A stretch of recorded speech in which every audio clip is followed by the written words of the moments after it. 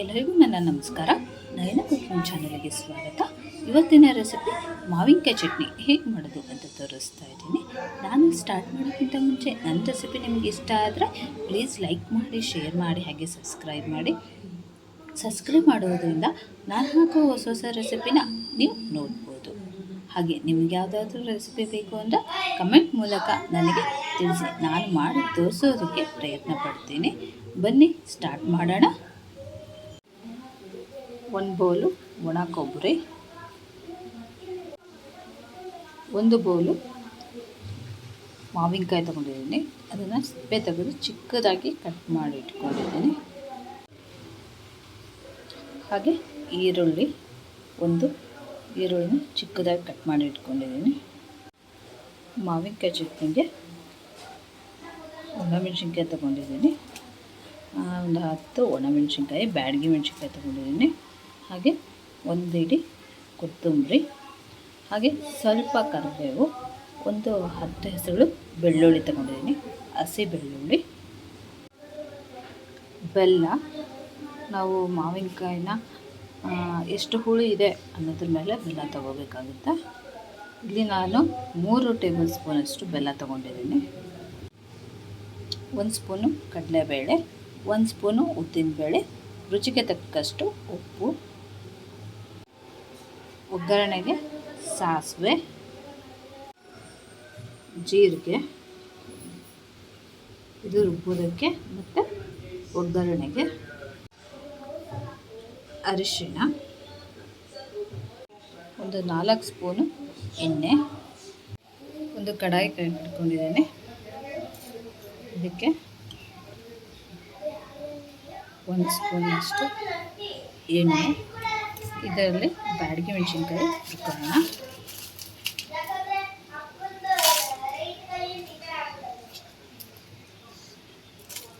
ಇದನ್ನು ಇವಾಗ ಹುರ್ಕೊಳ್ಳೋಣ. ನಮಗೆ ಕ್ರಿಸ್ಪಿ ಆಗಬೇಕು, ಅಲ್ಲಿವರೆಗೂ ಹುರಿಬೇಕು. ಸಣ್ಣ ಉರಿಯಲ್ಲಿ ಹುರಿಬೇಕು, ಜೋರು ಉರಿ ಇಟ್ಟರೆ ಸೀದೋಗ್ಬಿಡುತ್ತೆ.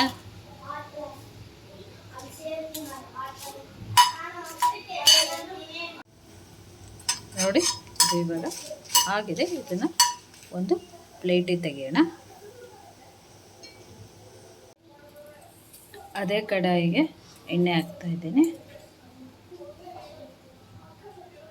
1 ಸ್ಪೂನು, ಅದಕ್ಕೆ ಈರುಳ್ಳಿ ಹಾಕ್ತಾ ಇದ್ದೀನಿ. ಇದು ಸಹ ಸ್ವಲ್ಪ ಹುರ್ಕೋಬೇಕು.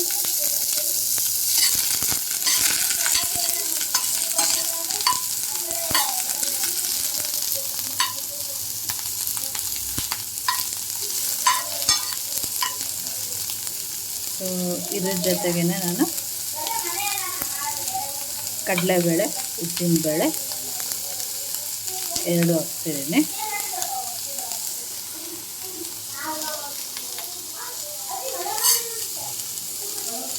ಕಡಲೆಬೇಳೆ ಮತ್ತು ಉದ್ದಿನಬೇಳೆ 2 ಹಾಕಿದ್ದೀನಿ. ಇದು ಇದರಲ್ಲೇ ಕೆಂಪುಗಾಗುತ್ತೆ ಚೆನ್ನಾಗಿ.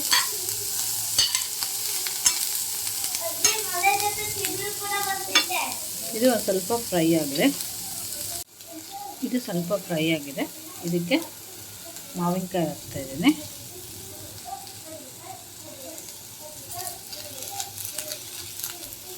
ಇದು ಸಹ ಸ್ವಲ್ಪ ಫ್ರೈ ಆಗಬೇಕು. ಇದ್ರ ಜೊತೆಗೆ ಫ್ರೈ ಆಗುತ್ತೆ.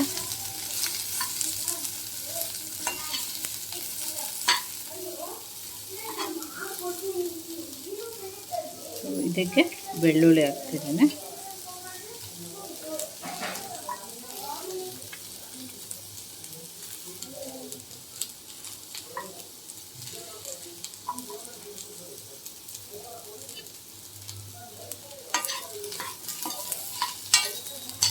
ಇದು ಒಂದು ಸ್ವಲ್ಪ ಫ್ರೈ ಆಗಬೇಕು. ಒಂದು 5 ನಿಮಿಷ ಫ್ರೈ ಆಗಬೇಕು.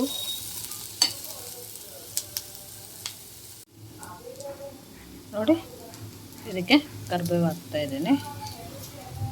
ಹಾಗೆ ಜೀರಿಗೆ, 1 ಸ್ಪೂನಷ್ಟು ಜೀರಿಗೆ,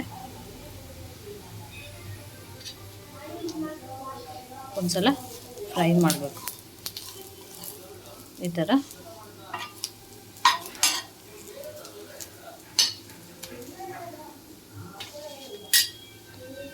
ಇದಕ್ಕೆ ಅರಿಶಿನ ಹಾಕೋಣ.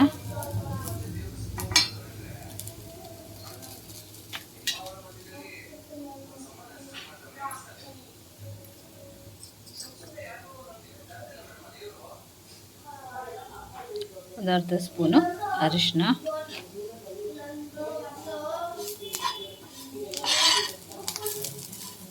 ಇದು ಈ ಥರ ಮಿಕ್ಸ್ ಮಾಡ್ಕೋಬೇಕು ಅರಿಶಿನ ಹಾಕಿಂದ.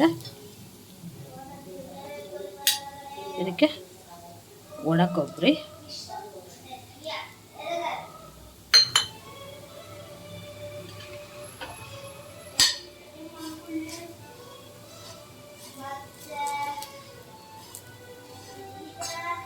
ಒಣ ಕೊಬ್ಬರಿ ಹಾಕಿಂದ ಸ್ಟವ್ನ ಆಫ್ ಮಾಡಿಬಿಡ್ಬೇಕು. ಇದೇ ಹೀಟಿಗೆ ಅದು ಫ್ರೈ ಆಗುತ್ತೆ ನೀಟಾಗಿ.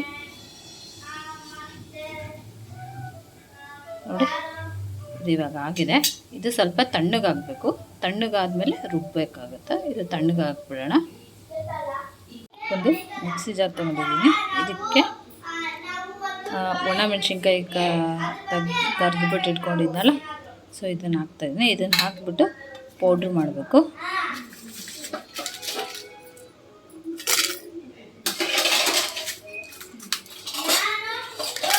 ಇದನ್ನು ಇವಾಗ ಪೌಡ್ರ್ ಮಾಡ್ಕೊಂಬರೋಣ. ನೋಡಿ ಇವಾಗ ಇದನ್ನು ಪೌಡ್ರ್ ಮಾಡಿ ತೊಗೊಂಬಂದಿದ್ದೀನಿ.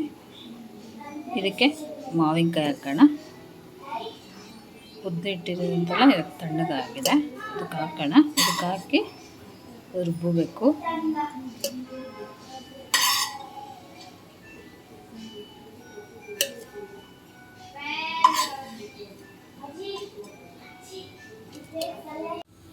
ನೋಡಿ ಇವಾಗ ಮಿಕ್ಸಿ ಜಾರಿಗೆ ಹಾಕಿದ್ದೀನಿ. ಇದಕ್ಕೆ ಬೆಲ್ಲ, ರುಚಿಗೆ ತಕ್ಕಷ್ಟು ಉಪ್ಪು,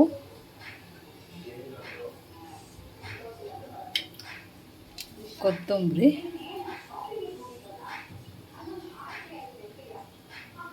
ಇದನ್ನು ನೈಸಾಗಿ ಪೇಸ್ಟ್ ಮಾಡ್ಕೊಂಬರ್ಬೇಕು. ಇದಕ್ಕೆ ನೀರು ಹಾಕಬಾರ್ದು, ಹಾಗೆ ಪೇಸ್ಟ್ ಮಾಡಬೇಕು. ನೋಡಿ ಇವಾಗ ಇದನ್ನು ರುಬ್ಕೊಂಬಂದಿದ್ದೀನಿ. ಇಷ್ಟು ಪೇಸ್ಟ್ ಆದರೆ ಸಾಕು.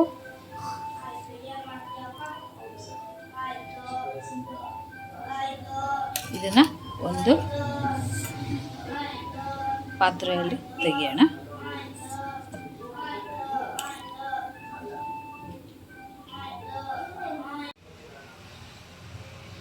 ಒಂದು ಪಾತ್ರೆ ಕಾಯಕ್ಕೆ ಇಟ್ಕೊಂಡಿದ್ದೀನಿ. ಇದಕ್ಕೆ ಒಗ್ಗರಣೆ ಹಾಕೋಣ.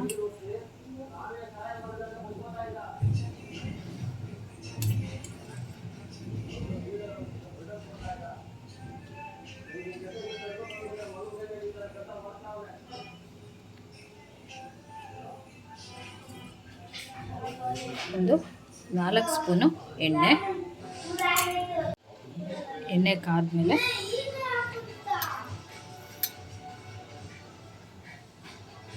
ಸ್ವಲ್ಪ ಸಾಸಿವೆ,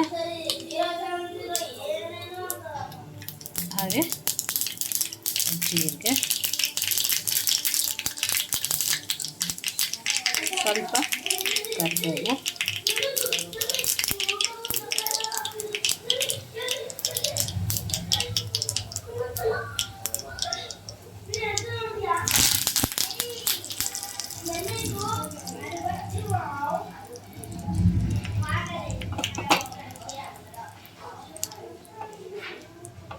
ಇವಾಗ ಆಫ್ ಮಾಡೋಣ. ಇದು ಒಗ್ಗರಣೆ ಆಗಿದೆ. ಇದನ್ನು ಇವಾಗ ಮಾಡಿಟ್ಟಿರುವಂತಹ ಚಟ್ನಿಗೆ ಹಾಕೊಳ್ಳೋಣ. ನೋಡಿ ಇವಾಗ ಒಂದು ಪಾತ್ರೆಯಲ್ಲಿ ತೆಗೆದಿಟ್ಕೊಂಡಿದ್ದೀನಿ. ಇವಾಗ ಇದಕ್ಕೆ ಒಗ್ಗರಣೆ ಹಾಕೋಣ. ನೋಡಿ ಮಾವಿನಕಾಯಿ ಚಟ್ನಿ ರೆಡಿಯಾಗಿದೆ. ಎಷ್ಟು ಚೆನ್ನಾಗಿ ಕಾಣಿಸ್ತಾ ಇದೆ ಅಂದ್ಬಿಟ್ಟು ತುಂಬಾ ರುಚಿಯಾಗಿರುತ್ತೆ. ಇದು ಅನ್ನಕ್ಕೆ, ದೋಸೆಗೆ, ಇಡ್ಲಿಗೆ, ಪಡ್ಡಿಗೆ, ಚಪಾತಿ, ರೊಟ್ಟಿಗೆ ತುಂಬಾ ರುಚಿಯಾಗಿರುತ್ತೆ. ತುಂಬಾ ಟೇಸ್ಟಿಯಾಗಿರುತ್ತೆ. ನೀವು ಸಹ ಮನೇಲಿ ಒಂದು ಸಲ ಟ್ರೈ ಮಾಡಿ ನೋಡಿ, ಹೇಗಿತ್ತು ಅಂತ ನನಗೆ ಕಮೆಂಟ್ ಬಾಕ್ಸಲ್ಲಿ ತಿಳಿಸಿ. ನನ್ನ ರೆಸಿಪಿ ನಿಮ್ಗೆ ಇಷ್ಟ ಆದರೆ ಪ್ಲೀಸ್ ಲೈಕ್ ಮಾಡಿ, ಶೇರ್ ಮಾಡಿ, ಹಾಗೆ ಸಬ್ಸ್ಕ್ರೈಬ್ ಮಾಡಿ. ಸಬ್ಸ್ಕ್ರೈಬ್ ಮಾಡೋದ್ರಿಂದ ನಾನು ಹಾಕೋ ಹೊಸ ಹೊಸ ರೆಸಿಪಿನ ನೀವು ನೋಡ್ಬೋದು. Thank you.